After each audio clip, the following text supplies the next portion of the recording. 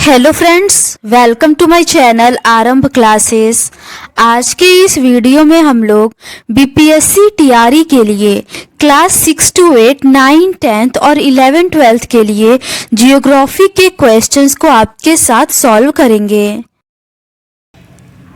इस बुक में एनसीईआरटी के क्लास 6 से लेके 12 तक सभी चैप्टर्स के एमसीक्यूज दिए हुए हैं।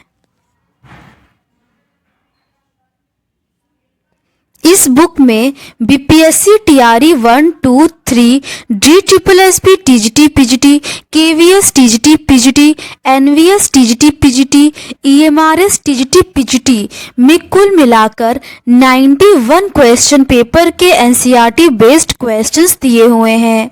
तो बिना देर किए चलिए आज का ये वीडियो शुरू करते हैं।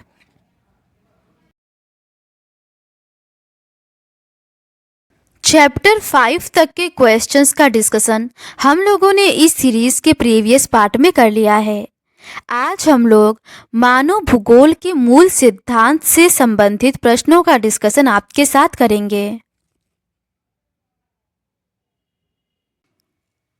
इसके ऊपर के क्वेश्चंस का डिस्कशन हम लोगों ने इस सीरीज के प्रीवियस पार्ट में कर लिया है।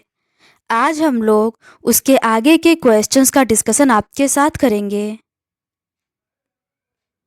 आगे के प्रश्न अंतर्राष्ट्रीय व्यापार से संबंधित है।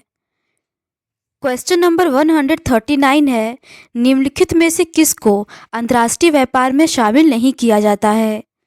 इसका सही आंसर है ऑप्शन है व्यापार संतुलन। व्यापार संतुलन को अंतर्राष्ट्रीय व्यापार में शामिल नहीं किया जाता है। व्यापार संतुलन एक देश के द्वारा अन्य देशों को आयात एवं इसी प्रकार निर्यात की गई वस्तुओं एवं सेवाओं की मात्रा का प्रलेखन करता है। अंतर्राष्ट्रीय व्यापार के 3 महत्वपूर्ण पक्ष हैं: व्यापार का परिमाण, व्यापार का संयोजन और व्यापार की दिशा। अगला प्रश्न है, general agreement for tariff and trade GATT का रूपांतरण विश्व व्यापार संगठन WTO के रूप में निम्नलिखित किस वर्ष में हुआ?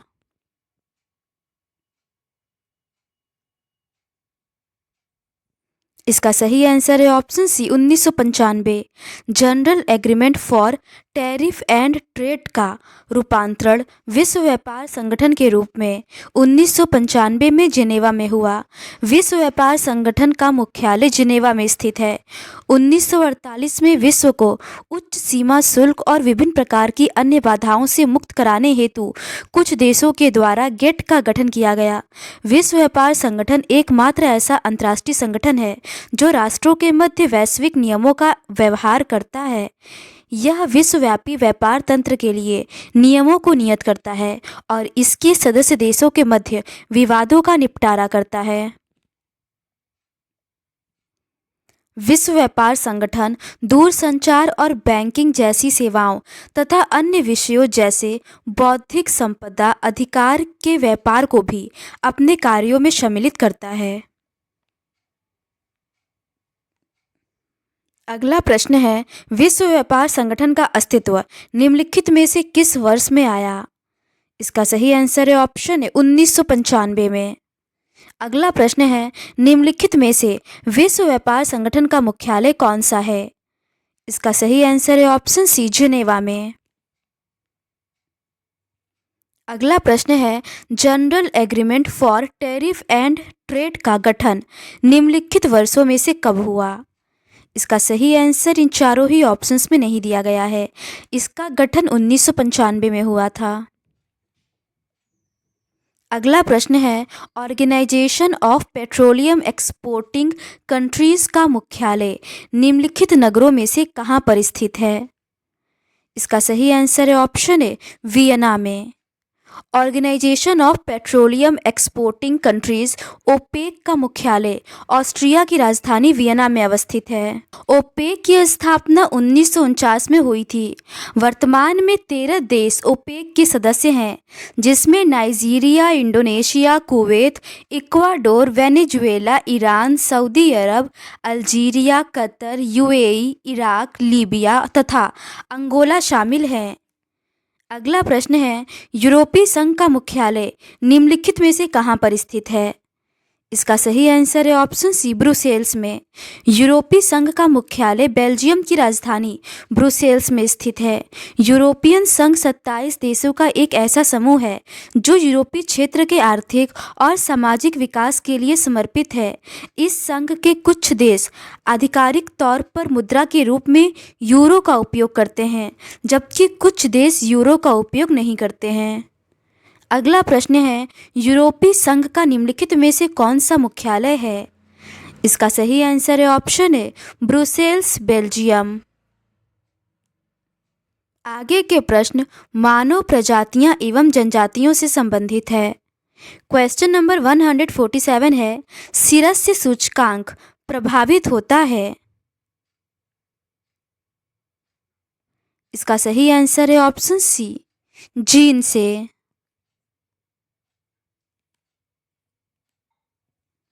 मानव का शिरस्य सूचकांक जीन से प्रभावित होता है। वास्तव में मानव जाति को विभिन्न प्रजातियों में विभाजित करने के लिए सिर को प्रथम प्राचल माना गया है। मनुष्य की प्राकृतिक रचना में शिरस्य सूचकांक सबसे अधिक अस्थायी रहने वाला लक्षण है। इसके अलावा मानव प्रजातियों के वर्गीकरण के लिए त्वचा का रंग, कद, सिर की आकृति, चेहरे का आकार, नाक का आकार, नेत्र, बाल, शारीरिक संगठन एवं रक्त समूह आदि जैसे महत्वपूर्ण शारीरिक लक्षणों का प्रयोग किया जाता है। अगला प्रश्न है, किस प्रजाति को आधुनिक मानव का प्रत्यक्ष पूर्वज माना जाता है? इसका सही आंसर है option A, homo sapiens. Homo sapiens को आधुनिक मानव का प्रत्यक्ष पूर्वज माना जाता है। आधुनिक या वर्तमान मानव का विकास क्रो-मैग्नाना मानव से हुआ है। वर्तमान मानव की उपजाति होमो सेपियंस कहलाती है। वर्तमान काल में सभी जीवित मानव इसी श्रेणी के अंतर्गत समाहित है। होमो हैबिलिस मानव वंश की सर्वप्रथम जाति मानी जाती है, जो आज से लगभग 8 लाख वर्ष पूर्व अफ्रीका में पाई जाती थी। अगला प्रश्न है, आधुनिक दुनिया में कई घुमंतू जनजातियों के सामने कौन सी चुनौती है? इसका सही आंसर है ऑप्शन डी, उपर्युक्त में से एक से अधिक। आधुनिक दुनिया में कई घुमंतू जनजातियों के सामने शहरी समाज में एकीकरण और पारंपरिक और प्रथाओं के नुकसान जैसी चुनौतियां हैं। भारत एक विविधतापूर्ण देश है जिसमें समृद्ध सांस्कृतिक विरासत और जटिल सामाजिक ताना बाना है, जिसे इसके कई जाति समुदाय द्वारा बढ़ाया गया है, जिसमें प्रत्येक की अपनी अनूठी संस्कृति, भाषा और परंपराएं हैं। भारत में खानाबदोश और अर्ध खानाबदोश जनजातियां जो विभिन्न चुनौतियों का सामना कर रहा है। खानाबदोश या अर्ध खानाबदोश जीवन शैली से जुड़ी अंतर्निहित क्षणभंगुरता उनकी आवश्यकताओं की पूर्ति में एक महत्वपूर्ण बाधक है। उनकी गतिशीलता, शिक्षा, स्वास्थ्य सेवा सुविधाओं और अस्थायी रोजगार के अवसरों तक पहुंच को कठिन बना देती है। अगला प्रश्न है, कौन सी शिकार तकनीक आमतौर पर अफ्रीका के बुशमैन से जुड़ी है? इसका सही आंसर है ऑप्शन डी, उपर्युक्त में से एक से अधिक। बुशमैन दक्षिणी अफ्रीका के कालाहारी मरुस्थल में घुमक्कड़ जीवन व्यतीत करने वाली जनजाति है। ये कुशल शिकारी होते हैं। ये प्रायः पशुओं को फंसाना, धनुष और बाड़ तकनीक का प्रयोग कर शिकार करते हैं।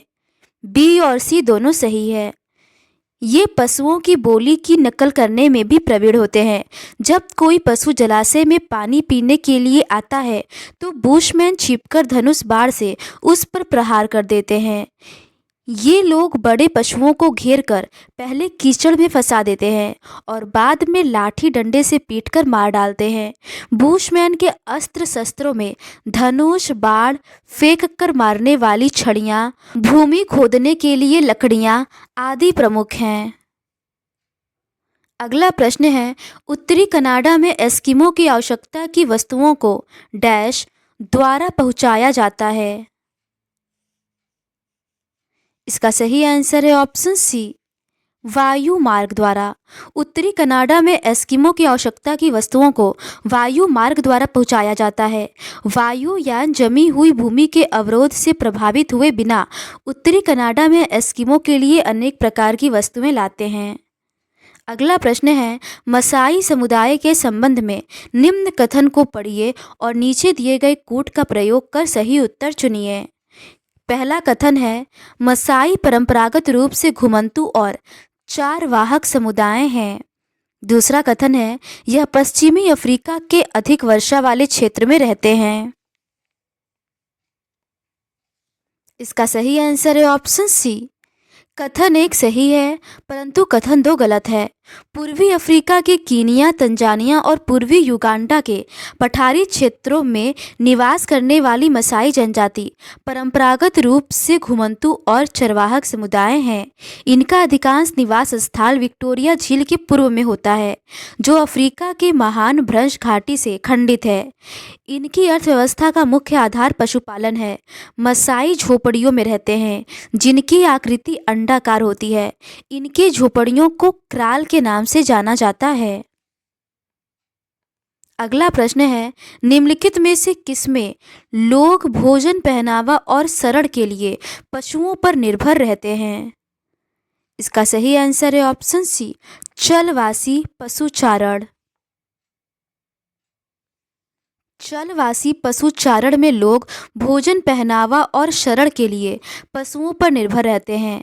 वे आदिम लोग जो प्रायः चारागाह, जल, भोजन आदि की खोज में अपने परिवार, पशुओं तथा आवश्यक सामानों के साथ एक स्थान से दूसरे स्थान को स्थानांतरित होते हैं और कई अस्थायी निवास नहीं करते, चलवासी कहलाते हैं। अरब के बद्दू, मध्य एशिया के खिरगिज, पूर्वी अफ्रीका के मसाई आदि इसके उदाहरण हैं। विश्व के शुष्क तथा अर्ध शुष्क प्रदेशों में, जहां बड़े बड़े पौधों तथा फसलों के विकास के लिए नमी का अभाव होता है तथा केवल घासें उगती हैं, वहां पशुचारण मुख्य व्यवसाय बन जाता है। आगे के प्रश्न प्रमुख आर्थिक क्रियाओं से संबंधित है। क्वेश्चन नंबर 154 है, निम्न शस्य ऋतुओं का मिलान फसलों से करें।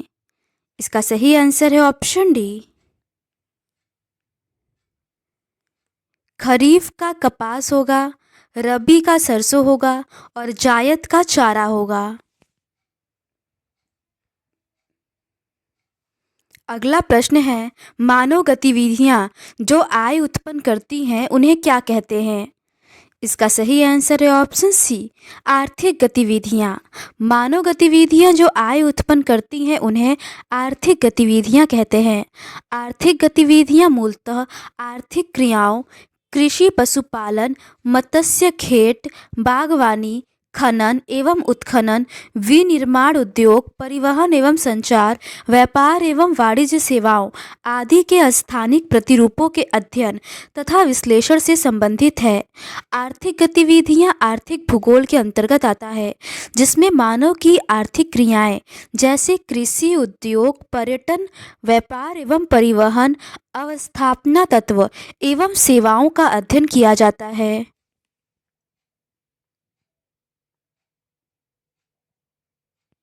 अगला प्रश्न है, निम्नलिखित कॉलमों का मिलान कीजिए और उपयुक्त विकल्प का चयन करें। इसका सही आंसर है ऑप्शन बी। मछुआरा का प्राथमिक क्षेत्र होगा, साहूकार का तृतीयक क्षेत्र होगा और चावल मिल में सिर पर बोझ ढोने वाले कामगार का द्वितीयक क्षेत्र होगा। अगला प्रश्न है, निम्नलिखित में से कौन सा खनन के लिए आर्थिक कारक है? इसका सही आंसर है ऑप्शन डी, तकनीकी की उपलब्धता। खनन कार्य को प्रभावित करने वाले आर्थिक कारकों में विद्यमान तकनीकी ज्ञान, खनिज की मांग एवं उसका उपयोग, अवसंरचना के विकास के लिए उपलब्ध पूंजी एवं यातायात व श्रम पर होने वाला व्यय आता है। उद्योगों पर प्रौद्योगिकी या तकनीकी के विकास का महत्वपूर्ण योगदान पाया जाता है। संयुक्त राज्य America, Canada, great Britain, Germany, France, रूस, जापान आदि विकसित देशों में तकनीकी ज्ञान उन्नत है। और निरंतर नवीन शोधों द्वारा उसमें सुधार किया जाता है। इस प्रकार विकसित तकनीक आधुनिक उद्योग का आधार है। अगला प्रश्न है, एक व्यक्ति जो एक वर्ष में 6 महीने से ज़्यादा काम करता है, उसे निम्नलिखित में से किसके द्वारा जाना जाता है? इसका सही आंसर है ऑप्शन ए, मुख्य श्रमिक। एक व्यक्ति जो एक वर्ष में 6 महीने से ज़्यादा काम करता है, मुख्य श्रमिक के रूप में जाना जाता है। वहीं दूसरी ओर जो व्यक्ति 6 महीने से कम काम करता है, उसे सीमांत श्रमिक के रूप में जाना जाता है। आर्थिक स्तर की दृष्टि से भारत की जनसंख्या को 3 वर्गों में बांटा गया है, जिनके नाम हैं मुख्य श्रमिक, सीमांत श्रमिक और अश्रमिक। अगला प्रश्न है, निम्नलिखित में क्षेत्रकों में विशाल श्रम शक्ति किसमें लगी हुई है? इसका सही आंसर है ऑप्शन ए, प्राथमिक क्षेत्रक। प्राथमिक क्षेत्रक में विशाल श्रम शक्ति लगी हुई है। प्राथमिक क्रियाएं प्रत्यक्ष रूप से पर्यावरण पर निर्भर है, क्योंकि ये पृथ्वी के संसाधनों जैसे भूमि, जल, वनस्पति, भवन निर्माण सामग्री एवं खनिजों के उपयोग के विषय में बतलाती हैं। इसके अंतर्गत आखेट, भोजन संग्रह, पशु चारण, मछली पकड़ना, वनों से लकड़ी काटना, कृषि एवं खनन कार्य सम्मिलित किए जाते हैं। अगला प्रश्न है, प्राथमिक क्रियाकलाप में लगे लोगों को निम्नलिखित में से क्या कहा जाता है? इसका सही आंसर है ऑप्शन ए, लाल कॉलर श्रमिक। प्राथमिक क्रियाकलाप में लगे लोगों को लाल कॉलर श्रमिक कहा जाता है। प्राथमिक क्रियाएं प्रत्यक्ष रूप से पर्यावरण पर निर्भर हैं, क्योंकि ये पृथ्वी के संसाधनों जैसे भूमि, जल, वनस्पति, भवन निर्माण सामग्री एवं खनिजों के उपयोग के विषय में बताती हैं। इस प्रकार इसके अंतर्गत आखेट, भोजन संग्रह, पशु चारण, मछली पकड़ना, वनों से लकड़ी काटना, कृषि एवं खनन कार्य इत्यादि सम्मिलित किए जाते हैं। सफ़ेद कॉलर श्रमिक के अंतर्गत वैज्ञानिक, डॉक्टर, शिक्षक, नेता, प्रबंधक, पुलिसकर्मी, लेखक, कलाकार, संगीतकार तथा अन्य व्यक्तियों का व्यवसाय सम्मिलित है। स्वर्ण कॉलर श्रमिकों के अंतर्गत शोधकर्ता, कानूनी अधिकारी, वित्तीय सलाहकार तथा उच्च कोटि के परामर्शदाता शामिल हैं।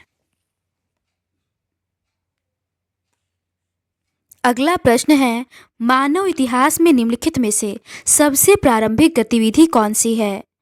इसका सही आंसर है ऑप्शन डी, आखेट या हंटिंग। मानव इतिहास में सबसे प्रारंभिक गतिविधि आखेट है। मानव सभ्यता के आरंभिक युग में आदि मानव अपने जीवन निर्वाह के लिए अपने समीप के वातावरण पर निर्भर रहता है। उसका जीवन निर्वाह 2 कार्यों द्वारा होता है, पशुओं का आखेट करना और अपने समीप के जंगलों से खाने योग्य जंगली पौधे एवं कंदमूल आदि को एकत्रित करना। आदिम कालीन समाज जंगली पशुओं पर निर्भर था। अति शीत एवं अत्यधिक गर्म प्रदेशों में रहने वाले लोग आखेट द्वारा जीवन यापन करते थे। अगला प्रश्न है, नीचे 2 कथन दिए गए हैं, एक को अभिकथन और दूसरे को कारण कहा गया है।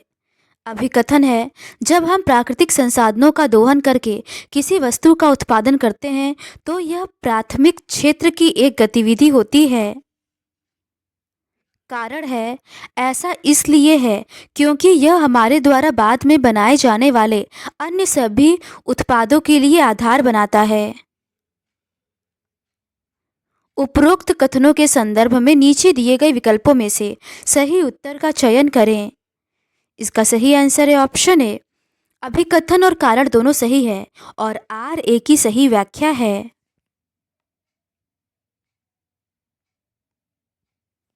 जब हम प्राकृतिक संसाधनों का दोहन करके किसी वस्तु का उत्पादन करते हैं तो यह प्राथमिक क्षेत्र की एक गतिविधि होती है, जैसे कृषि, खनन, मत्स्य पालन, वानिकी व डेयरी इत्यादि।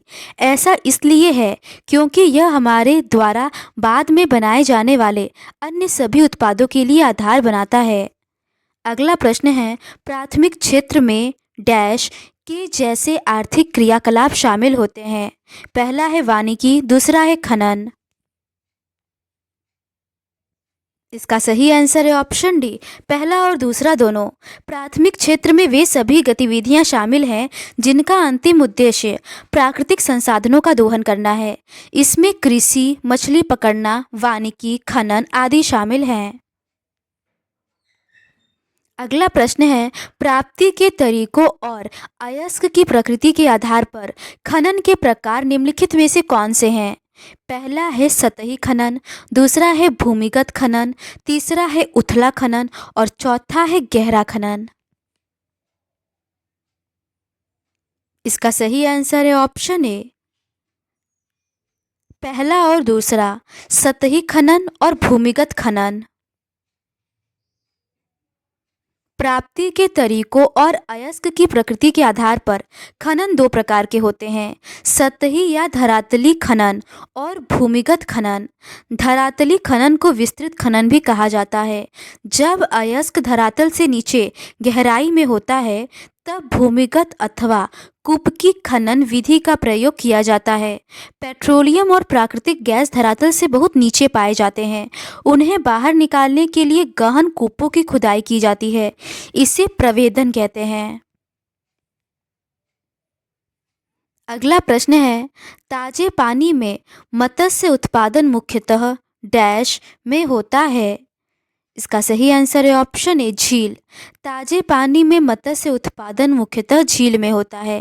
ताजे पानी की मछलियां नदियों, झीलों और तालाबों में पाई जाती हैं और प्रायः स्थानीय खपत के लिए प्रयोग की जाती हैं। जल की प्रकृति के आधार पर मछलियों को दो भागों में विभक्त किया जाता है। पहला है ताजे पानी की मछलियां और दूसरा है समुद्री जल की मछलियां। अगला प्रश्न है, समुद्र के पानी के तापमान के आधार पर मछलियों को किन प्रकारों में विभाजित किया गया है? पहला है ठंडे पानी की मछलियाँ, दूसरा है गर्म पानी की मछलियाँ, तीसरा है भूमध्यवर्ती मछलियाँ और चौथा है उष्णकटिबंधीय और उप उष्णकटिबंधीय मछलियाँ। इसका सही आंसर है ऑप्शन डी, पहला और चौथा, ठंडे पानी की मछलियाँ और उष्णकटिबंधीय और उप उष्णकटिबंधीय मछलियाँ। समुद्र के पानी के तापमान के आधार पर मछलियों को दो प्रकारों में विभाजित किया गया है, ठंडे पानी की मछलियाँ और उष्णकटिबंधीय और उप उष्णकटिबंधीय मछलियाँ। मनुष्य द्वारा उपयोग किए जाने वाले पशु पदार्थों में से 3% मछली से ही प्राप्त होता है। मनुष्य के भोजन का 10% भाग मछलियों से ही प्राप्त होता है। कई देशों में इसे समुद्री खेती कहा जाता है। अगला प्रश्न है, भूमिगत खनन पद्धति को किस नाम से जाना जाता है? इसका सही आंसर है ऑप्शन सी, शाफ्ट पद्धति। भूमिगत खनन पद्धति को शाफ्ट पद्धति के नाम से भी जाना जाता है। जब अयस्क धरातल से नीचे गहराई में होता है तब भूमिगत अथवा कूपक या शाफ्ट खनन विधि का प्रयोग किया जाता है। इस विधि से लंबवत कूपन गहराई तक स्थित है, जहां से भूमिगत गैलरियां खनिजों तक पहुंचने के लिए फैली हैं। इन मार्गों से होकर खनिजों का निष्कर्षण एवं परिवहन धरातल तक किया जाता है। अगला प्रश्न है, किसी देश की आर्थिक ताकत डैश के विकास से मापी जाती है? इसका सही आंसर है ऑप्शन सी, विनिर्माण उद्योग के। किसी देश की आर्थिक ताकत विनिर्माण उद्योग के विकास से मापी जाती है। विनिर्माण उद्योग सामान्यतः विकास की तथा विशेषतः आर्थिक विकास की रीढ़ समझे जाते हैं, क्योंकि विनिर्माण उद्योग न केवल कृषि के आधुनिकीकरण में सहायक है वरन द्वितीयक व तृतीयक सेवाओं में रोजगार उपलब्ध कराकर कृषि पर हमारी निर्भरता को कम करते हैं। निर्मित वस्तुओं का निर्यात वाणिज्य व्यापार को बढ़ाता है, जिससे अपेक्षित विदेशी मुद्रा की प्राप्ति होती है। अगला प्रश्न है, कम जनसांद्रता के देशों में उद्यम का विकास धीमी गति से रहता है क्योंकि? इसका सही आंसर है ऑप्शन सी, ए और बी दोनों। कुशल कर्मियों की कमी और जनसंख्या की कमी के कारण अच्छे बाजार की सुविधा नहीं। कम जनसांद्रता के देशों में उद्यम का विकास धीमी गति से रहता है क्योंकि यहाँ कुशल कर्मियों की कमी होती है तथा जनसंख्या के कमी के कारण अच्छे बाजार की सुविधा नहीं होती है। उपभोग की वस्तुओं की मांग उन क्षेत्र में होती है जहां जनसंख्या का संकेंद्रण होता है। बाजार से तात्पर्य उस क्षेत्र में तैयार वस्तुओं की मांग एवं वहां के निवासियों में खरीदने की क्षमता से है। दूरस्थ क्षेत्र जहां कम जनसंख्या निवास करती है छोटे बाजारों से युक्त होते हैं। उद्योगों की स्थापना में प्रमुख कारण उसके द्वारा उत्पादित माल के लिए उपलब्ध बाजार का होना है। उद्योगों की स्थिति को प्रभावित करने वाले प्रमुख कारकों में कच्चा माल, शक्ति के साधनों की अभिगम्यता, बाजार परिवहन की अभिगम्यता इत्यादि है।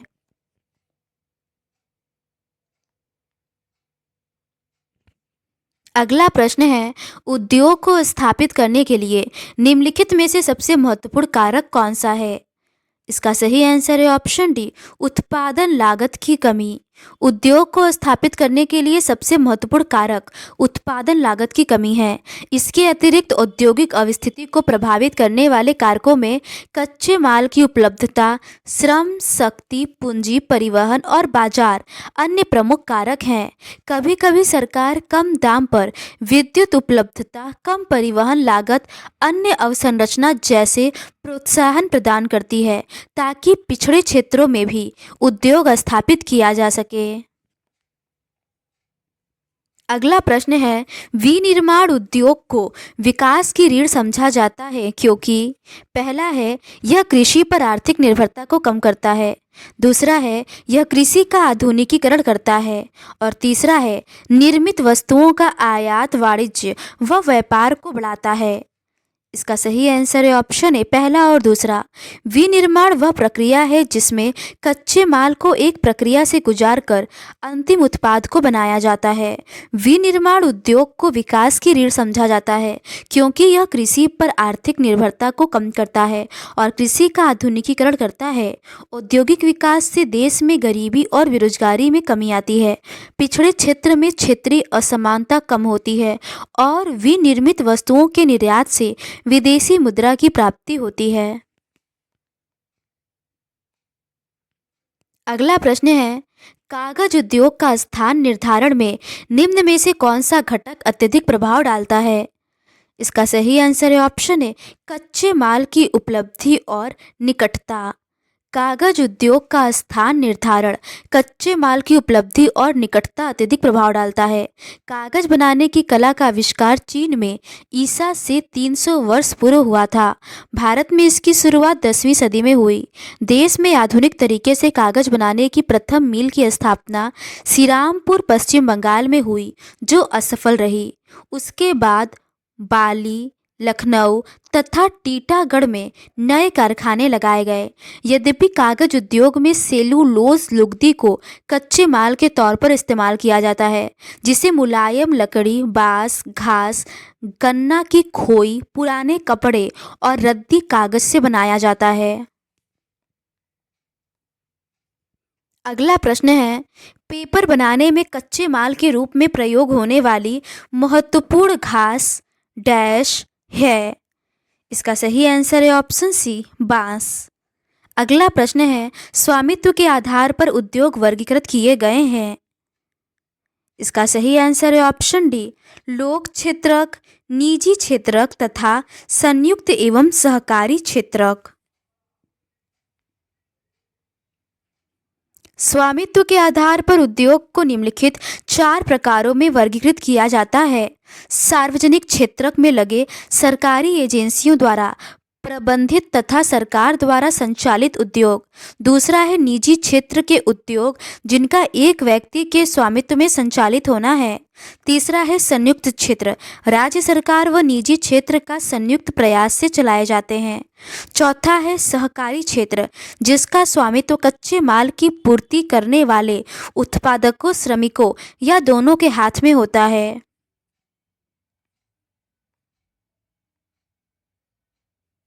अगला प्रश्न है, निम्नलिखित में से कौन सा एक वह कारक नहीं है जिस पर किसी उद्योग का स्थान निर्धारण निर्भर करता है? इसका सही आंसर है ऑप्शन ए, जनसंख्या।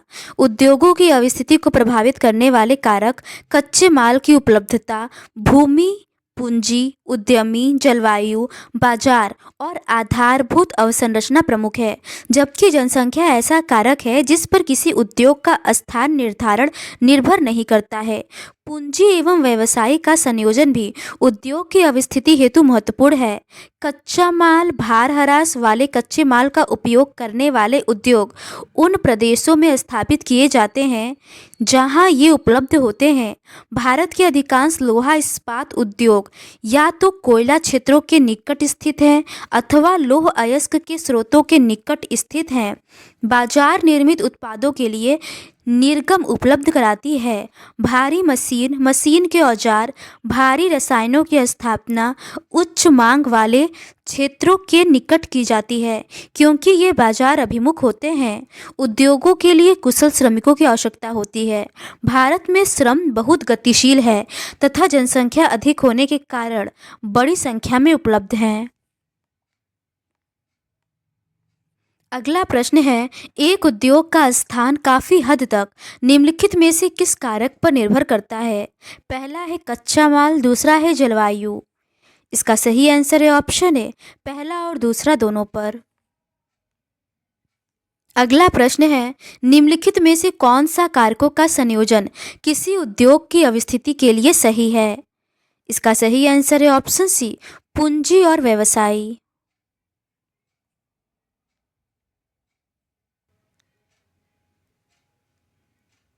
तो आज के इस वीडियो में बस इतना ही।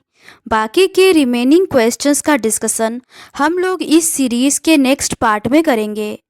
अगर आपको ये सीरीज़ पसंद आती है तो please do subscribe to my channel and like this video. Thank you.